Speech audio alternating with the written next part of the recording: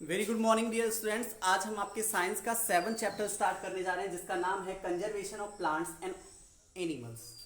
तो बच्चों इस चैप्टर को हमें समझना होगा कि आखिर इस चैप्टर में हमें पढ़ना क्या है। तो नाम से ही हमें समझ में आ जाना चाहिए कि आखिर इस चैप्टर में हमें क्या पढ़ना है। Conservation of plants and animals, plants और एनिमल्स की सुरक्षा, उनको प्रोटेक्शन प्रोवाइड करना, उनकी केयरिंग, ठीक है। मीन्स प्लांट्स और एनिमल्स को हमें क्या करना है, प्रोटेक्शन प्रोवाइड करना है, उनकी केयरिंग करनी है, उनको कंजर्व करके रखना है। क्यों करना है भाई, है कि नहीं?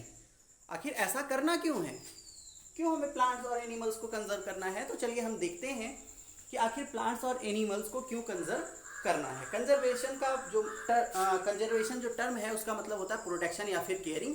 प्लांट्स और एनिमल्स या फिर वाइल्ड लाइफ की हमें केयरिंग करनी है, उसका प्रोटेक्शन करना है, उसको कंजर्व करके रखना है। क्यों करना है, चलिए देखते हैं। बच्चों हम लोग जानते हैं कि जितने भी ऑर्गेनिज्म अर्थ सरफेस पे सर्वाइव कर रहे हैं अर्थ पे, ठीक है, सारे के सारे एक लाइफ साइकिल बनाने में बहुत ही ज़्यादा इंपॉर्टेंट रोल प्ले करते हैं।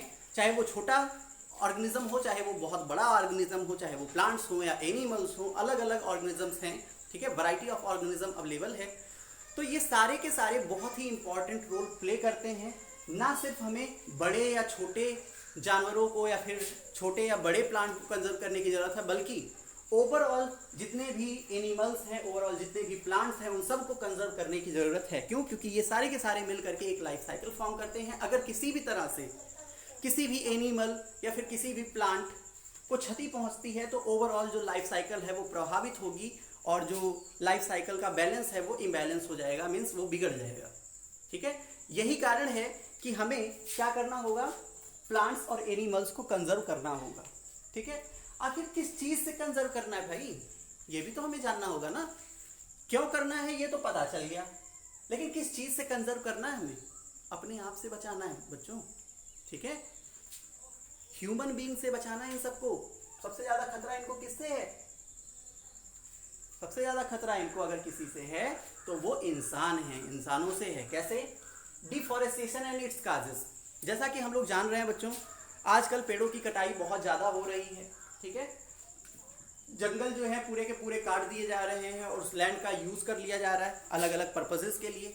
अब जब जंगलों की कटाई हो जा रही है तो वहां पे जो वन्य जीव रह रहे हैं, ठीक है, वो हो जाते हैं बेघर, और जब वो बेघर हो जाते हैं तो इधर उधर भटकते भटकते बेचारे मर जाते हैं। इस तरह से क्या हो रहा है, जो वाइल्ड लाइफ है, जो वन्य जीव है, ठीक है, वो बहुत ज़्यादा खतरे में है, बहुत ज़्यादा थ्रेट हैं, ठीक है।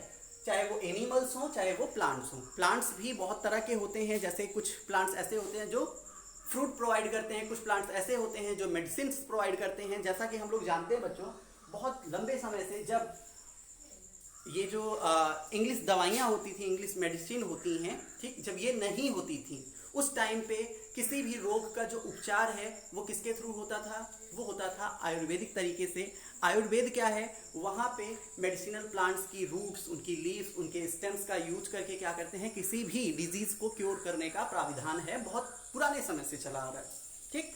तो जब जंगलों की कटाई करते हैं तो होता क्या है कि ये जो बहुत ही इंपॉर्टेंट, जो यूजफुल प्लांट्स हैं, ये भी काट दिए जाते हैं, ये भी नष्ट हो जाते हैं। इस तरह से क्या हो रहा है, बहुत सारे मेडिसिनल प्लांट की जो प्रजाति है वो पूरी तरह से खत्म हो जा रही है। बहुत सारे जो एनिमल्स की प्रजातियां हैं वो भी खत्म हो जा रही हैं, ठीक है।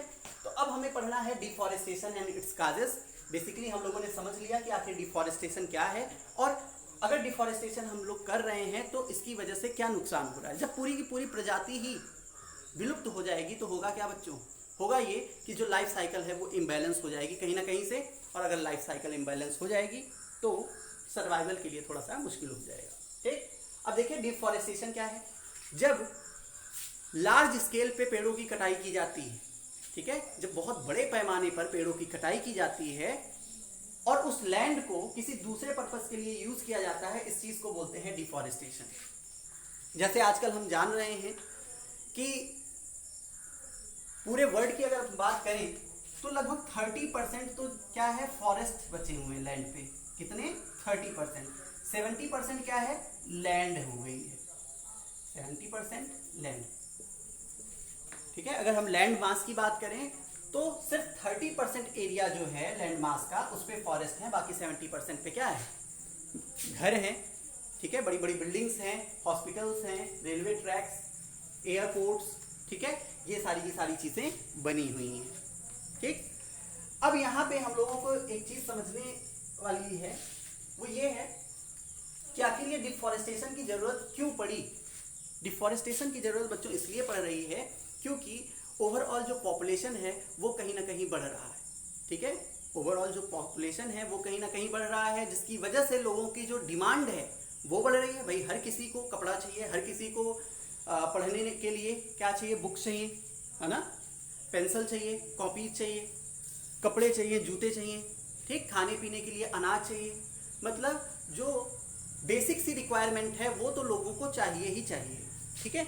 अब ओवरऑल पॉपुलेशन जो है पूरे वर्ल्ड की वो इतनी ज़्यादा तेज़ी से ग्रो कर रही है, जिसकी वजह से लोगों की जो डिमांड है वो भी बढ़ रही है, और लोगों की जब डिमांड बढ़ रही है तो लोगों के लिए वो फैसिलिटी भी हमें प्रोवाइड करनी पड़ रही है। भाई पहले एक हॉस्पिटल हुआ करते थे, अभी बहुत सारे हॉस्पिटल बन गए हैं एक जगह पे, ठीक।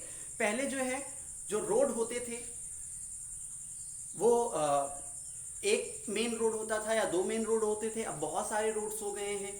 स्कूल की बात करें तो किसी सिटी में या किसी जगह पे पहले 1-2 स्कूल हुआ करते थे, अब क्या होने लगा है, अब बहुत सारे स्कूल हो चुके हैं, ठीक।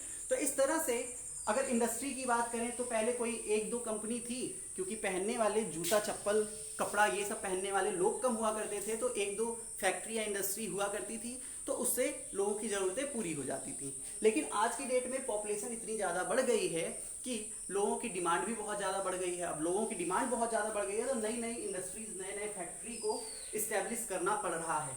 अब उसके लिए चाहिए लैंड, ठीक, जगह चाहिए। अब जगह जो है जितनी पहले थी उतनी ही आज भी है, क्योंकि वो रबड़ तो है नहीं कि बढ़ रही है, ठीक। तो जाहिर सी बात है किसी ऐसी जमीन को खाली किया जाएगा जिसका कोई यूज इंसान समझ रहा है कि हाँ इसका बहुत ज़्यादा यूज नहीं है, ठीक है। तो बचता क्या है, जंगल बचते हैं, तो जंगलों की कटाई कर दी जा रही है, जबकि हकीकत ये है कि जो फॉरेस्ट होते हैं, जो प्लांट्स होते हैं, वो हमारे लिए बहुत ज़्यादा यूजफुल है, बहुत ज़्यादा, ठीक है। लेकिन लोगों की जो ग्रीड है, लोगों का जो लालच है वो इतना ज़्यादा बढ़ रहा है, वो सोचते हैं कि जंगलों की कटाई करके अगर यहाँ पे इंडस्ट्री लगा देंगे, फैक्ट्री लगा देंगे तो क्या होगा, बहुत ज़्यादा मुनाफा होगा, मुझे बहुत पैसा कमा सकूंगा मैं। तो लोग लालच बस क्या कर रहे हैं, पूरी मानवता को खतरे में डाल रहे हैं। क्यों, फैक्ट्री वगैरह लगने से पेड़ पौधे तो कट ही रहे हैं, डिफॉरेस्टेशन तो हो ही रहा है, साथ में इंडस्ट्रीज, फैक्ट्रीज ये सब लगने से होता क्या है कि बहुत ज़्यादा पॉइजनस गैसेस भी तो रिलीज होती हैं, ठीक।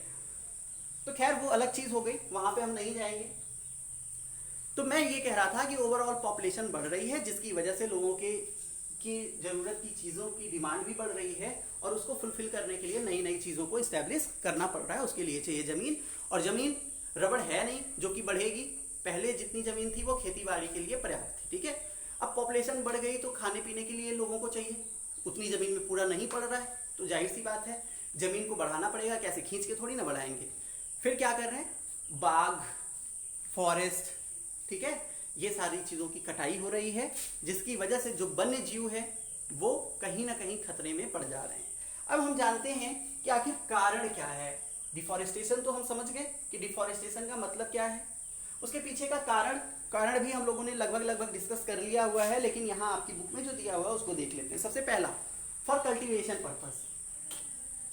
जो ये डिफॉरेस्टेशन हो रहा है वो किस पर्पस के लिए हो रहा है, कल्टीवेशन पर्पस के लिए हो रहा है, क्योंकि पॉपुलेशन बहुत ज़्यादा बढ़ गई है, लोगों को अनाज की ज़रूरत है। अब अनाज उतनी ही ज़मीन में जितना पहले थी, उतनी ही ज़मीन में पहले 10 लोग खाने वाले थे तो उनके लिए सफिशिएंट था, कोई दिक्कत नहीं होती थी। अभी 100 लोग हो गए हैं तो 100 लोगों के लिए उस पर्टिकुलर ज़मीन से अनाज उगाना थोड़ा सा मुश्किल हो जाएगा, ठीक है। एक एग्जाम्पल दे रहा हूँ मैं। अब उसके लिए क्या करना होगा, भाई ज़मीन, कल्टीवेशन की जो ज़मीन है उसको बढ़ाना पड़ेगा, तभी ज़्यादा से ज़्यादा प्रोडक्शन होगा, ज़्यादा से ज़्यादा अनाज हम उगा पाएंगे और लोगों को जो बेसिक सी चीज़ है वो प्रोवाइड करवा पाएंगे, ठीक। इसके लिए क्या करना होगा, पेड़ों की कटाई करनी होगी और उसको कल्टीवेशन लायक बनाना पड़ेगा, और वहाँ पे तब कल्टीवेशन हो सकेगा। पहला रीज़न तो ये है कल्टीवेशन पर्पस के लिए।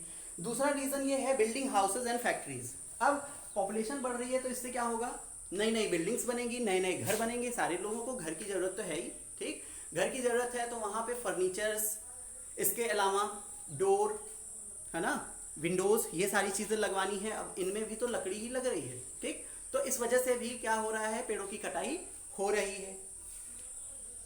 आगे बोल रहे हैं मेकिंग फर्नीचर्स और यूजिंग वुड एज फ्यूल।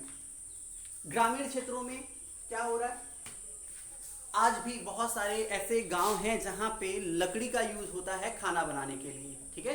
खाना किसके यूज से बनता है, लकड़ी को जला करके, लकड़ी का यूज एज अ फ्यूल हो रहा है। अब लकड़ी के लिए भी एज अ फ्यूल, लकड़ी को यूज करने के लिए भी लोग क्या कर रहे हैं, पेड़ों की कटाई कर रहे हैं, ठीक है। इसके अलावा अगर हम बात करें ऑयल एंड कोल माइनिंग जो है, वहां पे भी फॉरेस्ट लैंड की जरूरत होती है, ठीक है। इसके अलावा construction of roadways, hospitals, school, ये सारी चीजों के लिए भी डिफॉरेस्टेशन करना पड़ रहा है। क्यों, क्योंकि इन सब चीजों के लिए जमीन की जरूरत है, ठीक है बच्चों। तो इस तरह से हम लोग देख रहे हैं कि डिफॉरेस्टेशन के कुछ कारण जो कि बहुत ही ज्यादा नुकसान पहुंचा रहे हैं हमारे एनवायरनमेंट को, या फिर हम ये कह सकते हैं हमारे प्लांट्स और एनिमल्स को, ठीक। इसी वजह से हमें क्या करना है, उनको कंजर्व करने की जरूरत है। अदरवाइज क्या होगा, अदरवाइज आने वाले कुछ समय में बहुत सारी ऐसी प्रजातियां होंगी प्लांट्स की और एनिमल्स की, जो कि क्या हो जाएंगी, विलुप्त हो जाएंगी।